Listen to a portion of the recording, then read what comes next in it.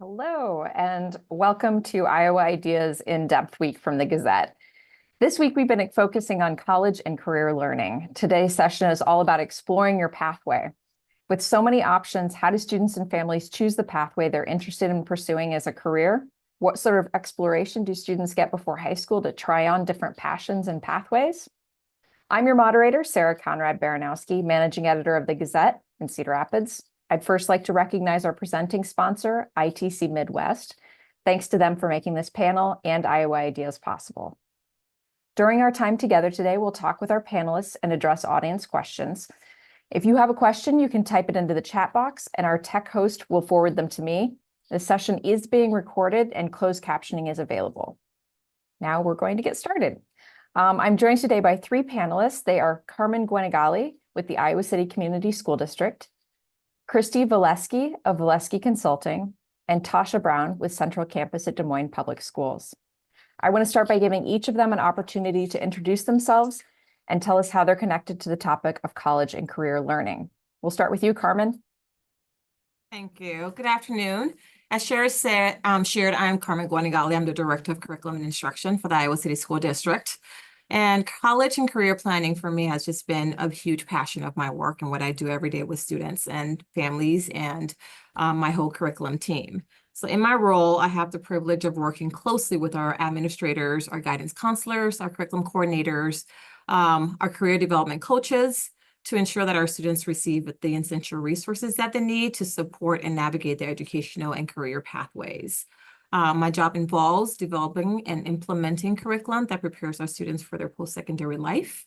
That also involves supporting our students in finding their passions and preparing for their futures, whether that may be through college, career, and other pathways that they have in mind. So I'm very excited to be on your panel today.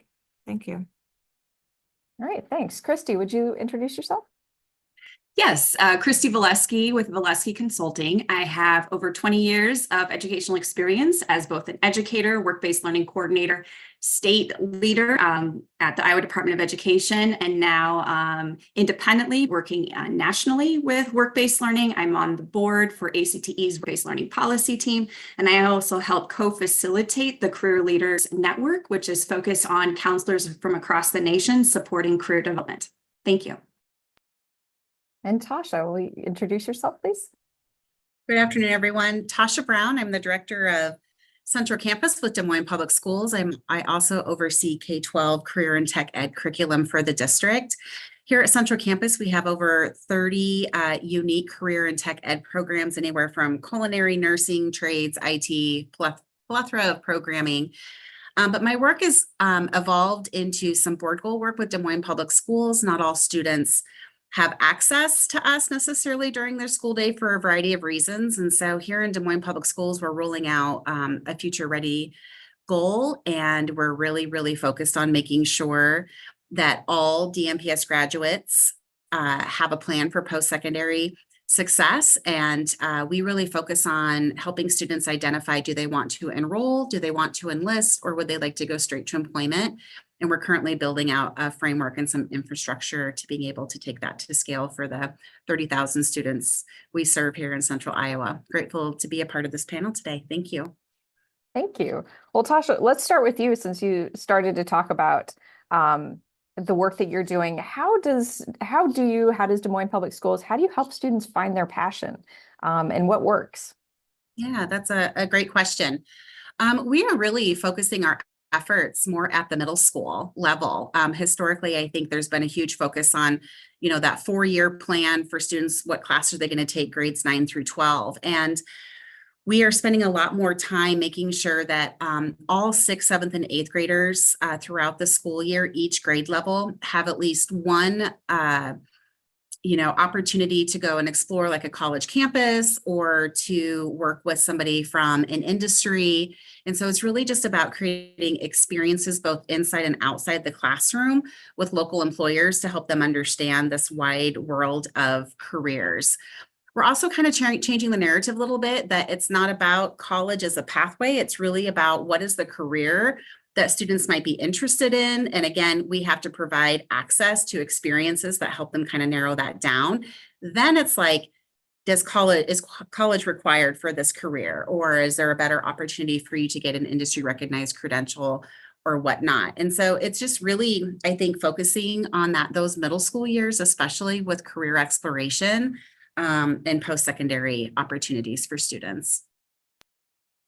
Carmen, I'd like to go to you next with that same question. I know the Iowa City School District does things a little bit differently. Could you talk a little bit about how educators help students in Iowa City schools find their passion or figure out what they want to do? Yes. So similar to what Tascha shared, we also have been implementing this at the middle school level too. So we have our students from 6th grade moving forward, exploring different career options and passions that they might have. So embedded into their day, all of our 6th graders have the opportunity to do exploratory courses that we have created for them. They're really tied into our CTEs, which is our career technical education. So they have courses for, like, for example, Introduction to AVID, Unlocking Your Potential, the World of Innovators and Makers.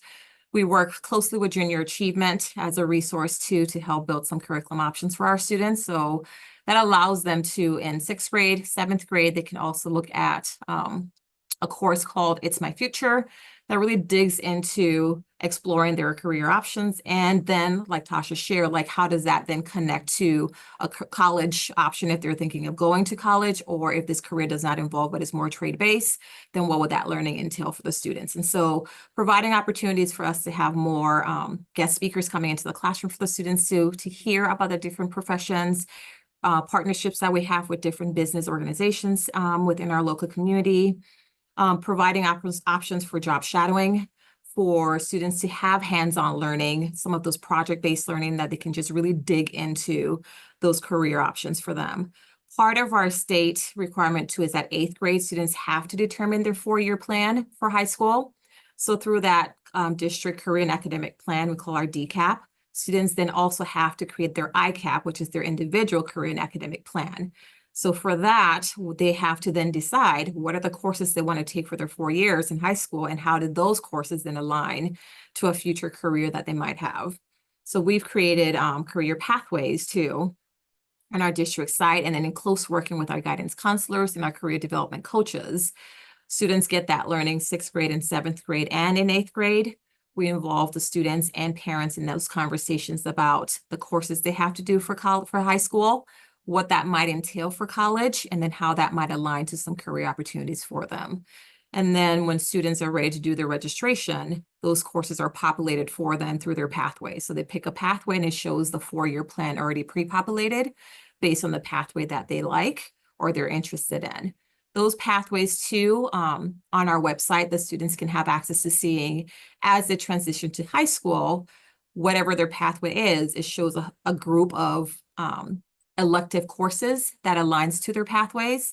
It also aligns them to different career options that they might have with those pathways, different college, if that pathway entails some college or trade, what those college selections for courses might be for them. So they have those ideas and populated on that same site for them. It shows different clubs that we have in all of our high schools.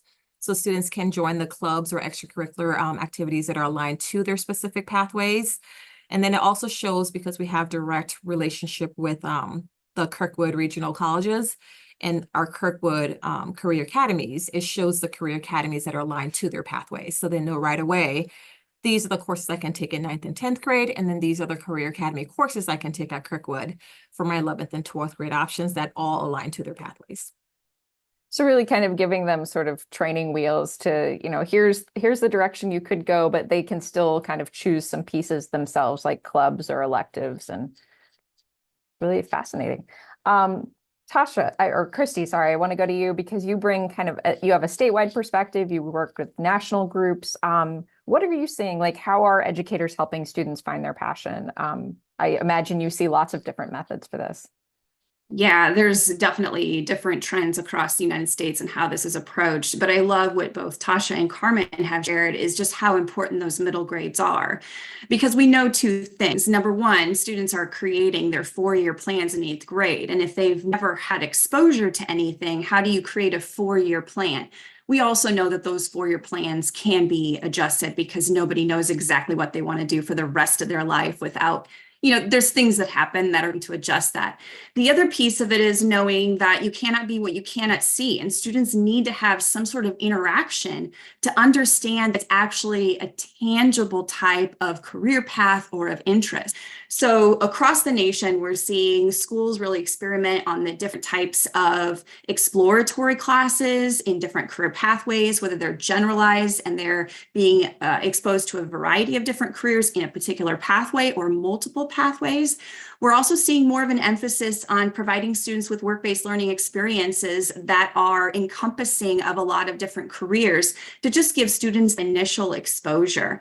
And then even backtracking it from middle school is then how are we preparing students with those essential skills for the different project-based learning opportunities that they will eventually encounter in middle school and high school. So how are we creating opportunities for students to work on their communication with their peers, to work on teams, to really build up that ability to stand up and actually talk about something. So we're seeing more of this understanding of vertical alignment and stepping stones for learning for students, but also providing as many opportunities as possible to explore different options, both through work-based learning and through courses. I wanted to talk a little bit about how career exploration has changed, maybe in the time that the three of you have been working in this field. I think a couple of you have mentioned that it's now happening at a younger age, that students need to know by 8th grade kind of where they want to go. Can you talk, any one of the three of you could come in on this one and talk a little bit about how you've seen things change and what you think is a good piece of that? Like, is it good that we're asking 6th graders to do career exploration? Is that too early? Or is that great that we're having them think about it sooner and kind of figure out what their passions are?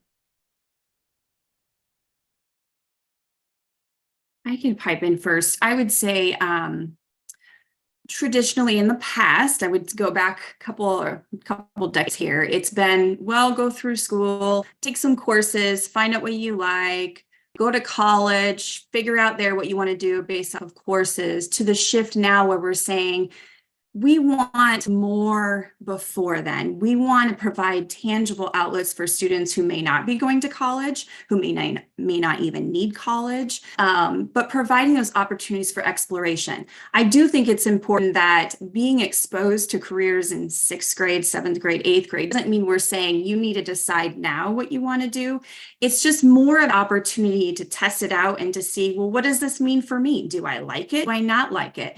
And that's the value that we've seen in that cross collaboration with those district career and academic plans and the individual career and academic plans. I know that Carmen had highlighted earlier.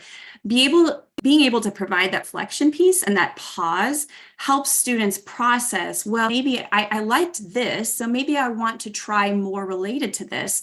So it's easier for them to articulate, again, their interests and their dislikes.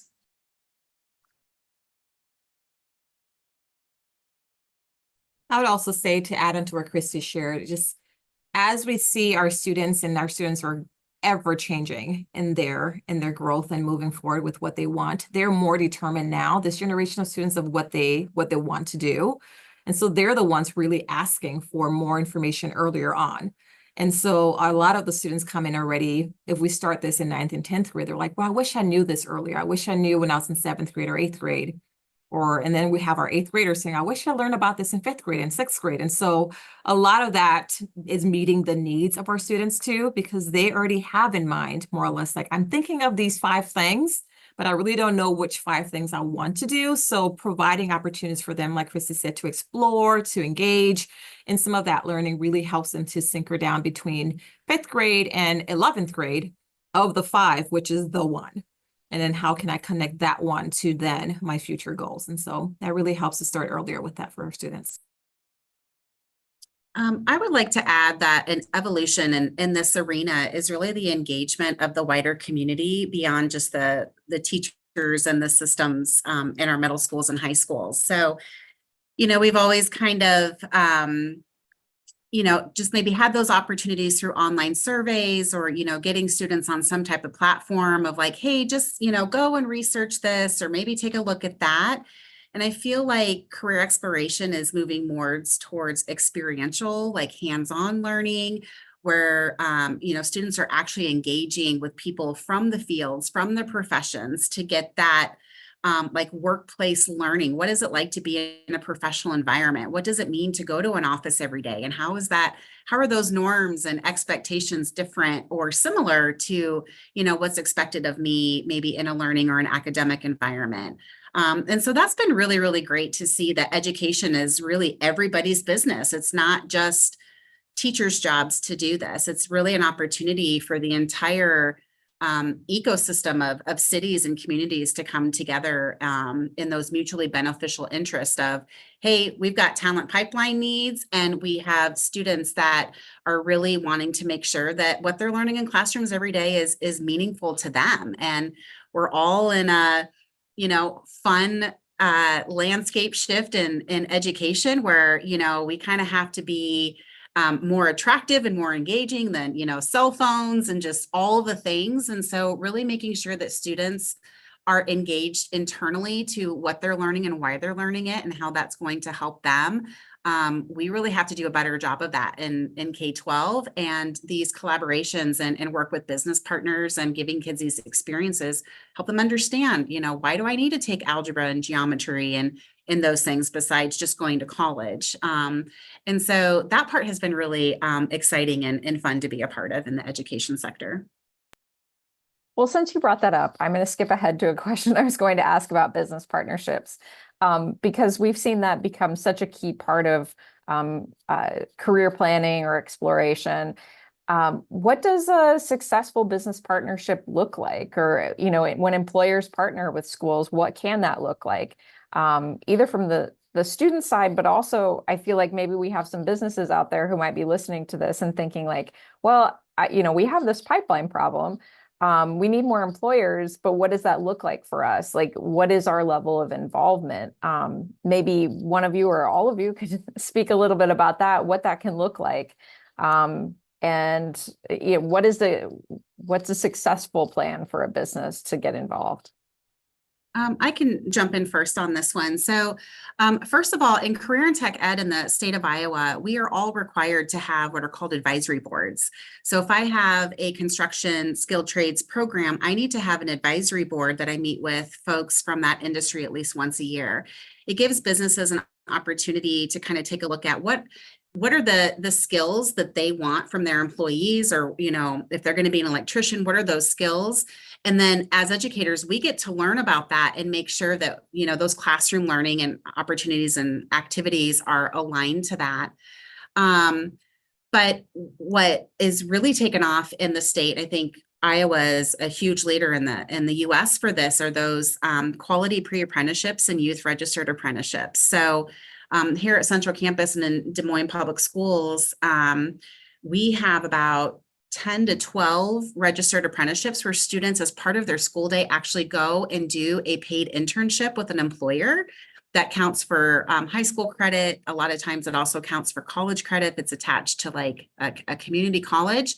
And then they're getting an industry recognized certification that helps that business kind of invest and, put something into that pipeline. And then if students are paid and have a great opportunity, then a lot of times after graduation, that relationship can continue. So when businesses come to us, usually it is in that talent development of like, hey, how do we connect? But it's also just kind of bringing them into the fold of education and helping us develop our curriculum and our opportunities in tandem with them, which has been really, really exciting and helpful for us, but then also very helpful for the businesses.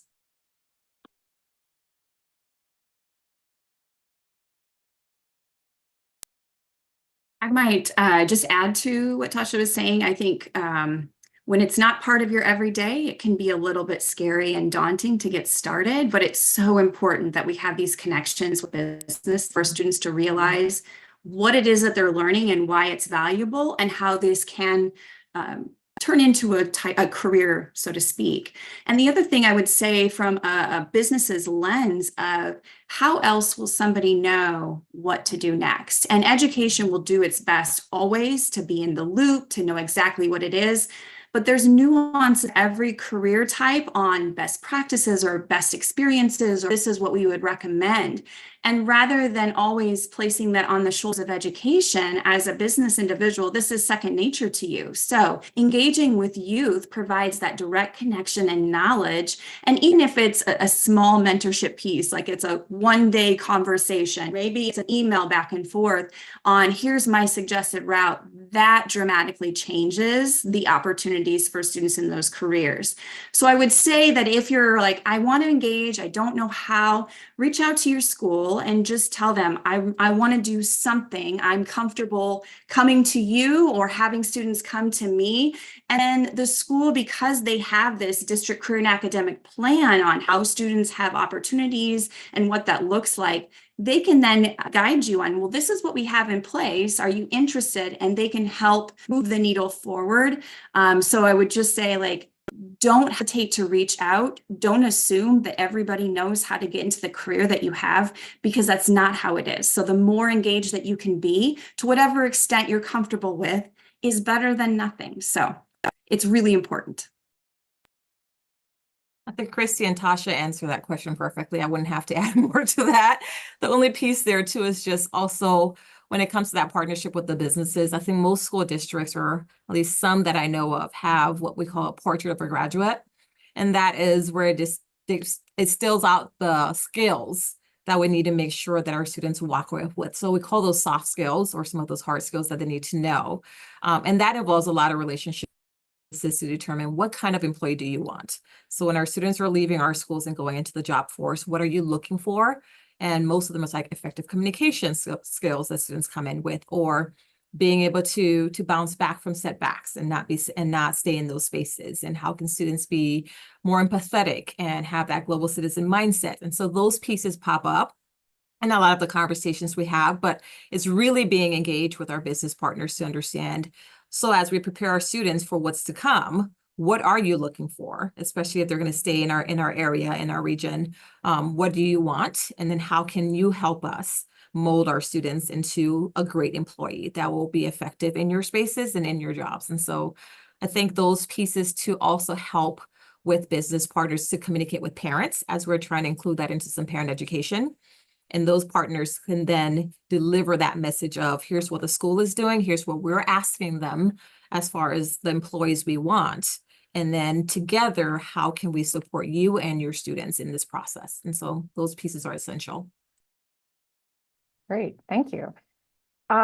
We've talked a lot about finding passion and getting businesses involved, but what happens when a student decides that that thing they thought was their passion is not their passion, that they're not interested in that? Maybe they went out and got some experience in it, or maybe they just changed their mind.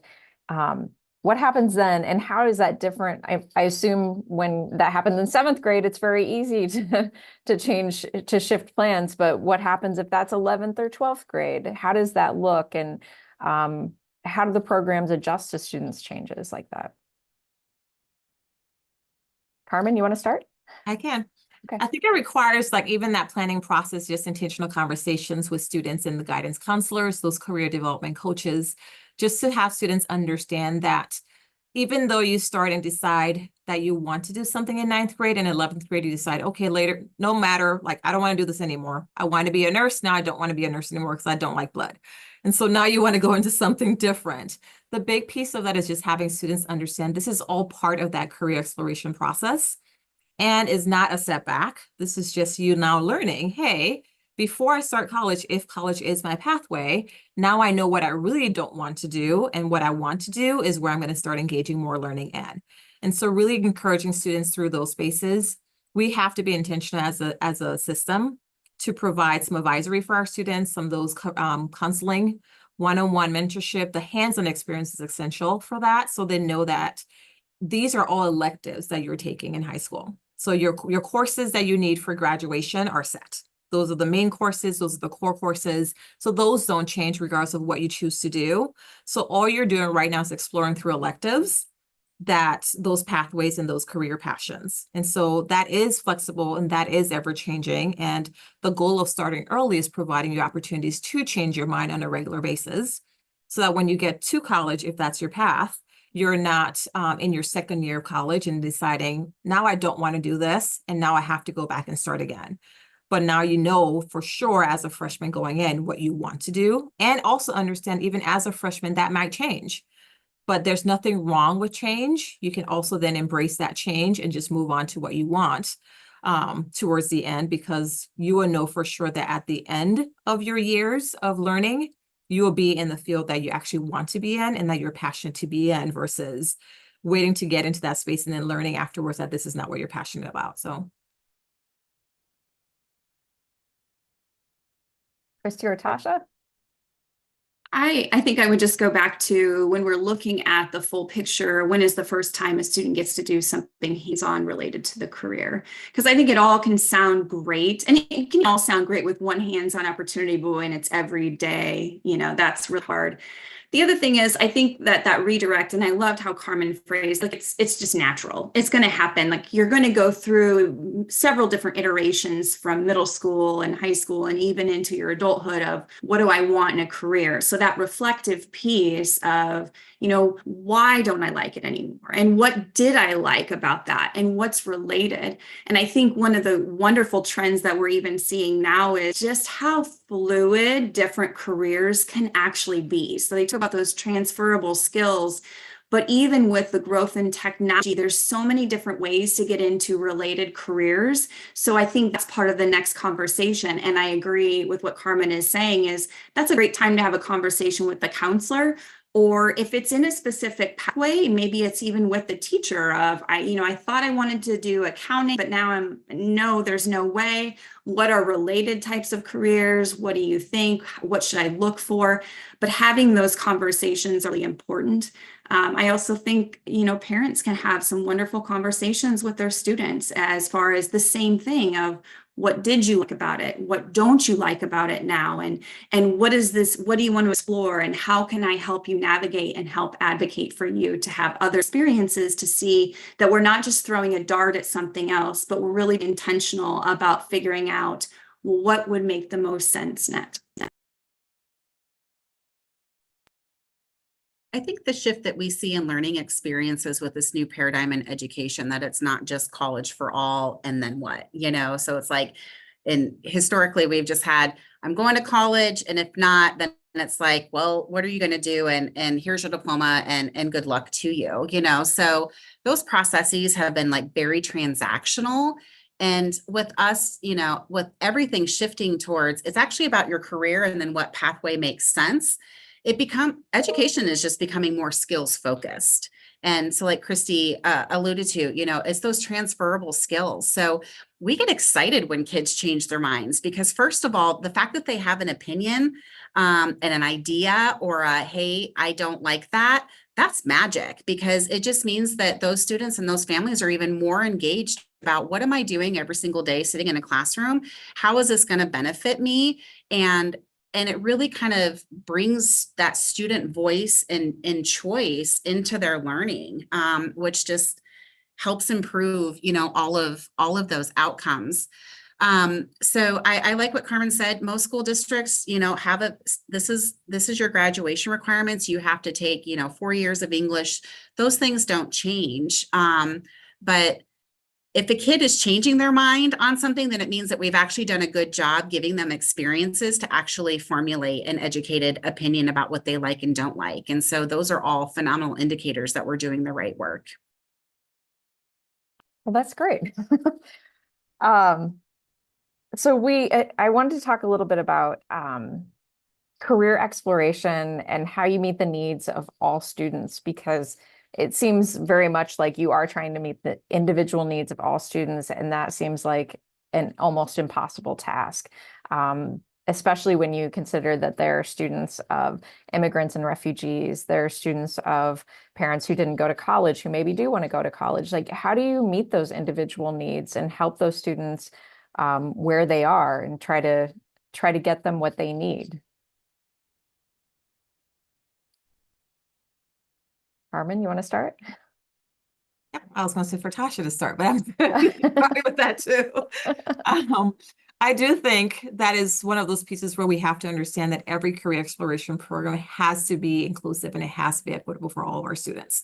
And so when you start with that mindset of ensuring that you're working with with students from many different backgrounds, and even with their parents coming from many different backgrounds with regards to education, language barriers that you might be facing with our students and with our families.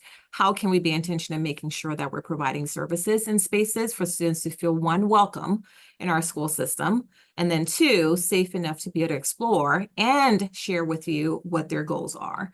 And so that involves educating our parents and our families too, educating our students around what this looks like, looking at our students from a space of how can I support you and what do you need from me in order for me to understand how to best provide all the resources that you need in your growth. And then moving forward from that space is really working with all of our school counselors, being intentional with our teachers, because some of that starts also in the classroom. Students will, their understanding of their next steps comes from the encouragement that they have from the intentional relationships that is built with them in their schools and with their teachers, and even just with the principals and with the school counselors in their buildings. So providing, I want to say it takes a village to raise our child, and it's all of us as a village, making sure we're intentional in building that level of support for all of our students. Working with our ELL, our English language learning departments, is essential too, because those teachers and those coordinators have a direct link to all of our families. Making sure we're having intentional partnerships with our community organizations that work one-on-one with our immigrant families, and with our disadvantaged families, and supporting them. And so really understanding how do we best support our families and how do we communicate and build effective engagement. So from that space, then we can either help our students grow, but then also help our parents learn what are the next steps of how to best support our students, giving them more information about financial assistance that they can get in college when they're getting ready to plan for college.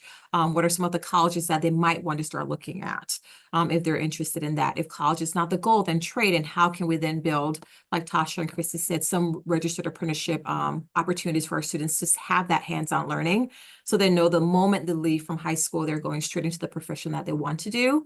And this is a profession that you can even build into your own thing. So you can have your own business in construction. You can have your own business as an electrician. And so these are different things that guiding students to understand that even though college is not the next step, and the next step is straight into the workforce and trade, you have high opportunities for growth in that space. And this is what that looks like for you. And then creating those steps and building those supports around that. Tascha or Kristy? Oh, Tascha, you're still muted. Thank you. It really requires us to know more about who's sitting in front of us. Like Carmen said, there's lots of conversations that need to be happening every year that a student is in a K-12 system about who are they, helping them understand what are the already inherent strengths and abilities and aptitudes that I have, not just in an interest, because kids might be interested in something, but they don't know that they're really good at like engineering, right? Or coding or something like that. When we start looking into students with different needs, I think the special education landscape is doing a really great job. In fact, I think they were kind of like the leaders in terms of this idea of career exploration, because students with IEPs need to have a transition plan. And so it's really, making sure that for both multilingual learners as well as students with the IEPs, there's a lot of research out there about what's called contextualized learning, and how contextualized learning for students with special needs actually produces more results, because again, it's about something, tangible. And so what we do in Des Moines is we have work experience coordinators. So any student with an IEP specifically has somebody that is kind of helping them identify, their likes, their skills, their aptitudes, connecting them with those opportunities. And in our English language learner and multilingual is really taking a look at viewing all of our students and all the communities that are represented here from an asset-based mindset. And what I mean by that is that a lot of times, especially with immigrant and refugee families, they want their students to acclimate and speak English. And so they're told like, hey, speak English more, practice those skills and do those things. But we are providing more adaptive programming for students to get like that biliteracy seal where it recognized that they're proficient in their home languages, and then helping them understand that that is a huge asset when it comes to careers, and so we're creating, we have a Spanish medical interpretation course that Native heritage Spanish speakers can take for college credit, and kind of introducing them to like, okay, I'm a nurse, I don't want to be a nurse, I don't want to do the blood thing, but I really like healthcare, and they speak multiple languages, like, great, then let's adjust and provide programming and opportunities for those students. So it's really, if we're just innovative and creative, and we listen to those communities and what are their hopes, dreams, and aspirations for themselves and their children, and we respond to that with looking at what are the programs and opportunities we provide,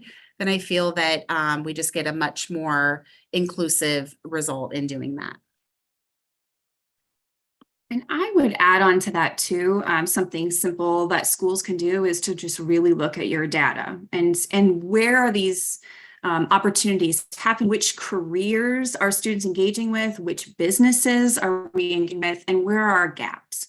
What students aren't able to access this or participate? What are we missing as far as career pathways, and how do we fill that gap? And if students come forward and say, I'm really interested in this and I don't know how to test it out or who to connect us with, what policies do we have in place to help provide that opportunity and that connection for a particular student?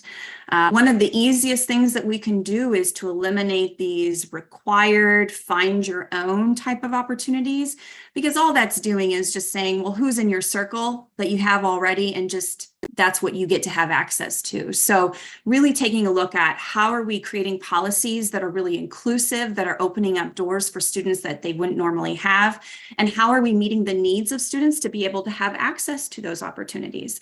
And when I say having those abilities and those connections, it's how are we preparing students for success? We can't assume that students know how to behave or how to interact or what to ask for. How are we making sure that the learning happens during the experience? And then what are we doing as some sort of follow-up, reflect, now what do you think? Are you still interested in that? Do you want to dive deeper? Are you interested in an apprenticeship? Are you interested in an internship? Are you wanting to do a job shadow? Asking, I think those questions helps us to identify what comes next. And then I would say from another lens, as a parent, if you are working for a business, gosh, we're not seeing youth. We're not engaging with youth. We're not getting many applicants. Then who are you, or which school are you going to start engaging with first? And which career path do you want to highlight first? And then who's taking that step to make those connections with the school so that they can start having access to that? Thank you. We've talked about choosing your pathway and, deciding whether that might be a career, might be military service, might be college. But Tascha, when we talked ahead of this session, you talked about the work that Des Moines Public Schools is doing to help students once they decide, okay, my pathway requires some post-second or post-high school education, college, deciding which college is right for them, beyond just like which one is near me or which one sent me the most marketing materials. So can you talk a little bit about the program that Des Moines Public Schools is using? Yeah, sure. We have a lot of tools that we're using. We have some tools specifically that we're using to help connect first generation students with institutions that also have a similar focus on making sure that first generation college going students have access to that. And so there are those resources out there through there's college networks, ICANN, NCANN. There's so many different things out there for that. What we are doing is we are creating kind of what we call, they're called fit factors. And so we're certainly taking a look at an academic profile, but then we're also taking a look at, the financial fit factors and truly what's realistic. I mean, none of us, it's all a rat race for time and money, right? And we've actually seen situational and generational poverty is actually increasing, right? And so that is a huge component that we just have to say, we can't continue to, guide people towards taking on all this debt that's going to bury them, right? It just doesn't make sense. So what are those economic fit factors? What's important to them about in terms of their community? They want larger, do they want smaller?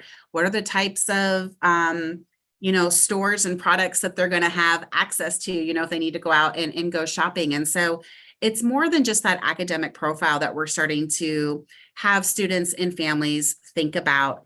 And then majority of the colleges have really great metrics out there that I am hoping that schools start tapping into a little bit more in terms of like, if, I'm a student of color going into a certain program at this school, they all have data that will tell you that somebody from this background is this percentage likely to graduate from this institution. And so it's also about, really connecting to all the different pieces of information that colleges are putting out there, other than just what are the academic requirements for this, to just help them think through, like, you're going to be living with this for the next 4 years. The other part of that is that we focus on what are the activities, student union groups, what are all of those other opportunities on a campus that might help a student? What are the mental health services? What are the student organizations? And really making sure that as we're taking kids on college visits, or we're, working with that transition plan to hand off, that we're really kind of creating a through line between the schools and what do they offer? What is the student? What is the context of their situation? And how do we mirror that? And then students kind of make their list based on that. And so then students and families know, I'm choosing this school for this reason, right? It's close to home, or it's in this type of a community, or it has, these types of opportunities for me to really fully develop a sense of belonging on that campus. And so we're really excited about that work. It's new for us. And so we're doing a lot of professional development and capacity building with our staff to be able to know what all those different metrics are. How do we create these fit factors and really match students towards an institution that's going to meet their needs? Carmen, could you talk a little bit about how the Iowa City School District is working to help students, if they decide that the pathway they're on is college or some community college, four-year college, whatever, how do you help them make that decision, or what's your role in helping them make that decision? Yes. So Tascha pretty much hit a lot of those things, because most of that is what we're also doing here for the Iowa City School District. But the main piece, I think I mentioned earlier, we have a course that we provide for all of our students called AVID. And so they start with that this year in 6th grade. So it's called Advancement via Individual Determination. And this program was originally created for students who are first-generation college students. And so we really work with them of teaching them, like, what are the skills that you will need to be successful in college, and what does that look like? And the students do a lot of college exploration there too in that course, and then they tie it specifically to what their career direction is, or their future career goal is. So a new thing we're doing this year is every 6th grader will have access to that course. And then as they transition to 7th and 8th grade, it becomes an elective. We also offer it at all of our high schools. So the same students who have that in 7th and 8th grade, we continue growing that knowledge as they progress through high school. And it provides opportunities for college visits for our students, but to really dig down into how college works for them. And so there is a course that we offer in partnership with Kirkwood Regional that is called How College Works. And the students really dig into, like, what does college look like? What are the skills I need to do for college? How do I start planning for college? What are the things I need to know for sure? When I'm going to college, how do I start determining what are some of those youth groups or student groups in college that I want to be part of? And then to really dig into that learning a little bit more in that course, to then come to their final decision of, this is the college I want to go to. And then that course also helps them apply for colleges and look for scholarships that might help them through college, how to write those reference letters, how to get some of those hands-on learning that they might need for whatever their goal is. The other factor that we work with our students on is a program that we use, that they begin using that in 8th grade, is called Zello. And Zello is a platform that students have access to start really dig into those career explorations. And so it really goes through, like, what are your passions? What are your strengths? What are your skills? And all of that, it pulls out and says, okay, based on what you've shared in this survey, this is a list of potential careers that you might be interested in, or it says that these passions and interests of yours might work best in these career options. And then from there, students get to pick we have intentional lessons that we do once a week through advisory that are aligned around this, and through their individual career and academic planning process that have students then go through consistently through Zello lessons and say, okay, so I have 20 potential options. From the 20, let me pare it down to what I'm most interested in. And the more they pare it down, it provides options around our local colleges and beyond, of saying these are the different colleges in your area and in your close proximity or in your neighboring states that offer learning around these options, these career options you picked. And then from those options, students can then pare that down a little bit more, picking exactly like Tascha shared, what works best for me. Am I looking for a big college in a big city, or am I looking for something small in a rural town that feels more like home? What am I really looking for when it comes to the student union, when it comes to organizations that I can be part of, when it comes to volunteer works that I can do that really connects with what I want? So those are pieces that are already embedded into their year from 8th grade through 12th grade to help them decide most. Another thing we do is for all of our 10th graders, they have access to our career academies for Kirkwood here in the Iowa City area. We have the Kirkwood Regional Academy. So students then do, all of our 10th graders, they go on a tour for the Kirkwood Academies, but before they go there, they tend to, based off of the lessons from Zello, having pared down their options for careers. They get to pick which of the academies, 2 academies that they're really interested in learning more about. And so when they do go for their Career Academy Day, they have lessons that they have sessions. They go to just workshops around that academy. So I lead the one in education. So if you want to be a teacher in our district, here's information you need to know. And then we have a program even for students that want to be teachers. We have our own Grow Our Own program. And so it's called Educators Rising. These are students who go through the process. We have intentional lessons that are built in that. The students have hands-on learning in classrooms, in our preschool, in our kindergarten classes. So they go with their coach to the schools to practice what it looks like to be a teacher. And then we keep on encouraging those mentorship processes with them. But as they go through those career academies, it helps them to pare down more what their actual goal is. And then in 11th and 12th grade, we then provide that connection for them to take some courses from Kirkwood, either on site. And so those are courses that we teach that our teachers teach for students on site, or they go to the academy to take those classes, and transportation is provided for students who don't have it, but is embedded into their school day. So they can either have an AM or PM academy. We have counselors that come from Kirkwood that help students register for those courses on site. And then they give them more information and education about what those courses look like. And then students can then go to the academy and they end up taking 12 to 15 credits throughout their high school year. So they transition directly into it. Those conversations also help students to determine, for example, if they want to go into, I'm working currently with a student who wants to go into radiology. So we look at the Career Academy courses and say, okay, so here's where you're at right now. You can take these courses in 10th, 11th, and 12th grade on site, which means you only have to do a semester in Kirkwood or 1 year in Kirkwood when you go. And now you walk away with your certificate in radiology and you can go straight into the workforce and into the hospital and work from there. Students who want to be a nursing assistant can get their CNA certificate while they're in high school and work. And my son did that and leaves straight from high school straight into the hospital, and he was working as an 18-year-old working as a nursing assistant in the emergency room. So we provide those different opportunities for what are the certificates that are required for the job force. How many more years, be it 2 years, be it 1 year, be it 4 years, what do you need for college learning in order to get what you need? And then how can we guide those pathways for you to get there? And really, it sounds like the theme of this whole conversation has been giving students an opportunity to see what it really is like, and exposing them to that so they understand whether that's a job or, college or, everything, just exposing them to that. I did want to talk, a couple of you have mentioned parents and bringing parents along or educating parents. I wondered what role that is or what piece that plays in the work that you do. How much are you working to educate parents, either about your child has identified this as their pathway and this is what it would mean, or I can see where some parents might say, I don't want my child to do that. I want them to do this. How does that, could you talk a little bit about parent education and what that looks like and how that plays into the process of helping students figure out what they want to do after high school? Any of you can start.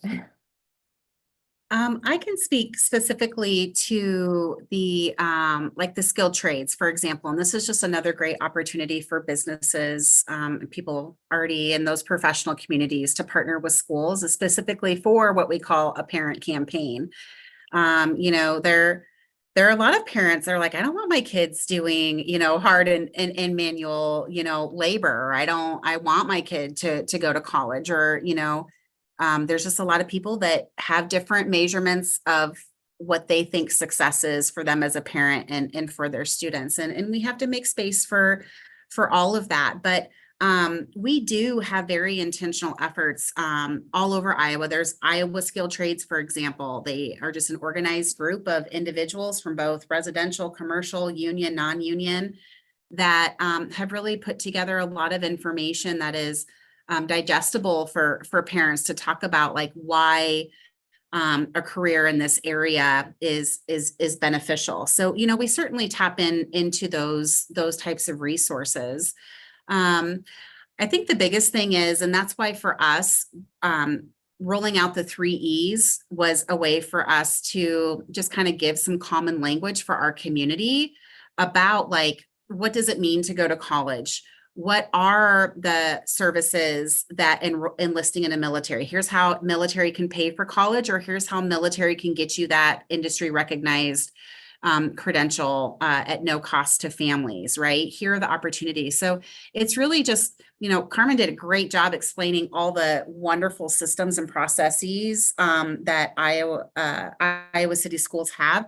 It's really just making sure that the communication and the resources are accessible and really getting into the hands of parents from all the different communities that we serve. And that can be challenging in school districts like ours, where, you know, we both probably have, you know, over 60 to 100 languages spoken in our school districts, you know. And so to me, it's we have the information, we know what the information is. It's just finding really intentional ways to make sure that parents are seeing kind of the breadth of opportunities and be able to engage, ask questions. One quick example is most schools have FAFSA nights where they invite parents and families and students to come in and complete the financial aid. Well, that's not accessible for everybody. If somebody hasn't done their tax returns, or they're, you know, new to the country, they don't know how to navigate that. And so for us, we partner with tax providers and provide free tax services so that families have all of that when they come to FAFSA night.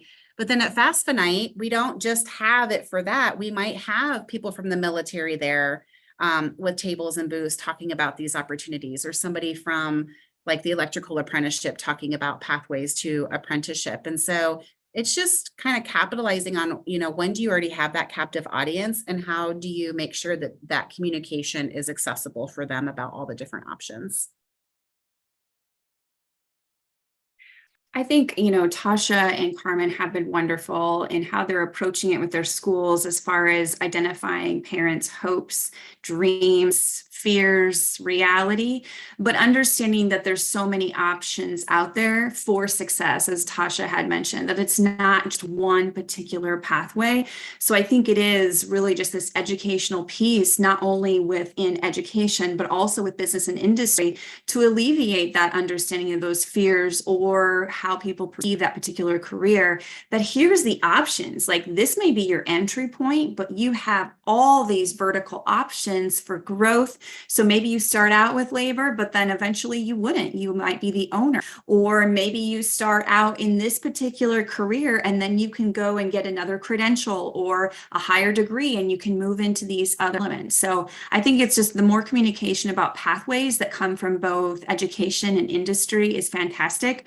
I've seen some wonderful websites that have been put out that do just that. Here's like a web, you start here, here's like 5 different ways to go from this one starting point. Again, I think it helps parents understand that you don't know all the pieces yet, but honing into what are the interests, what are the careers, what makes sense, and then going from there. Carmen, do you want to talk about parental education? I think Kristy and Tascha pretty much hit it on. Yeah. So there's nothing extra to add from everything they said. Is the same thing we do on this end. We believe 100%. So it's just exactly that. Yeah. So we have about 5 minutes left, and I had kind of just an open-ended question for the end. I wondered if each of you could share, like, for anybody who's watching or listening, and maybe they're a parent, or there's a young person in their life, or they're a business professional or something. What would you like to see each of us do if we're not, I mean, that's kind of too broad. What can each of us do to help? Because it really feels like, I think it was Tascha maybe or Kristy who said earlier, like this used to be the educator's role was to help students figure this out. And it feels very much like this is, it's everyone could have a role in this, whether they are a parent or not, whether they're an educator or not. What can each of us do as, I guess, non-educators to help this process or to help the young people in our lives? Tascha, you want to start? And maybe this is just a dream, like, this is what I would love to see. I'm always going to push for advocacy of public education, and just making sure that schools and state funding, provides opportunities for schools and businesses. And I think that our state is doing a great job with Iowa workforce development and those things. So there's always that advocacy of just paying attention to educational issues and where those things are going. But I think, the bigger thing is we need to listen to our young people. I mean, this generation has access to so much more information and in the world than a lot of us on this call did when we were growing up. It was, we were kind of filtered through that. There's really no filters anymore. And so I think, just listening to our young people and making sure that they know that there is hope for them. And then also, just as a business opportunity, just like Kristy said, reach out to your schools and get involved. It's also fun work. It's a way to kind of do something maybe different with your day to day. It's a win-win situation. So reach out to your schools, learn how you can get involved. I guarantee you every district has something for you. So thank you. I'll piggyback on what Tascha shared, and exactly that. Those are the two words that came to my head was learn and listen. And so as parents and as community members, just being open to really the willingness to learn about all the options and ideas out there for our students, and just to listen to what their needs are and then be able to meet those needs or ask for support when they don't have the answers, and just reach out to our community, to reach out to our schools, to our school leaders, teachers, and then we're more than always willing to provide all the support that we can offer. But it's just the willingness to just learn and listen and want to know more. I'm going to go, my dream is that students would have access in middle school to as many career pathways as possible, because I know they're always ever changing, as many career pathways as possible, so they can make the most informed decision with their 4-year plan. But it doesn't stop there, that students still get to have those experiences and hands-on learning pieces as they move through school. So what that means is we need to be really intentional about what we're offering students, how we're organizing the experiences as a school. Then as a parent, what can you do? Can you step in and help to organize something, because it does take a lot of people? Or can you be the first person from your business to share about that particular path? The first step is the hardest, and then after that, it's easy. And then from a business angle, if you're not a parent or you are in a community, how are you engaging with the school? And what's the first step that you can take? That call saying, I'm really willing to come to you, or I'd prefer you come to me, and then having the conversation from there. Because I really think that we can make tremendous impact for students, especially students who wouldn't have access to any of those careers if we don't intentionally integrate those into the learning environment. All right, well, we are out of time. I've learned so much from all three of you in the last hour, so thank you for sharing your knowledge and experience with us. Thank you also to our audience for paying attention to this and watching, and then doing all the things that our panelists asked them to do. And thanks finally to ITC Midwest, which is our presenting sponsor of Iowa Ideas. This session has been recorded and it will be available on Iowa Ideas website, which is iowaideas.com. thank you to all three of you. I really appreciate the time you spent with us. Thank you.